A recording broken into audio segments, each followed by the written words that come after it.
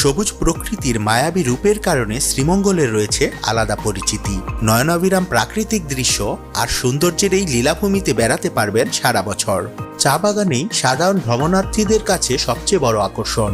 দেশের 163টি চা বাগানের মধ্যে শ্রীমঙ্গল উপজেলায় আছে প্রায় 40টি চা বাগান। শুধু চা বাগান নয়, বিচিত্র এই শ্রীমঙ্গল ও তার আশেপাশে রয়েছে আরও অনেক দর্শনীয় স্থান।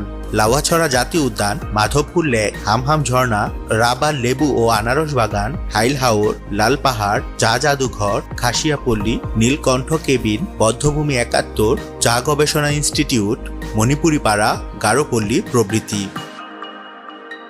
প্রকৃতির সান্নিধ্যে থাকার জন্য শ্রীমঙ্গলে রয়েছে বেশ কিছু ইকো ফ্রেন্ডলি রিসোর্ট। প্রাকৃতিক সৌন্দর্যকে ঠিক রেখে নাগরিক সব সুবিধা নিয়ে গড়ে উঠেছে এই রিসোর্টগুলো। পরিবার পরিজনের সাথে একান্ত সময় কাটানো কিংবা হানিমুনের জন্য বেছে নিতে পারেন শ্রীমঙ্গলের যে কোনো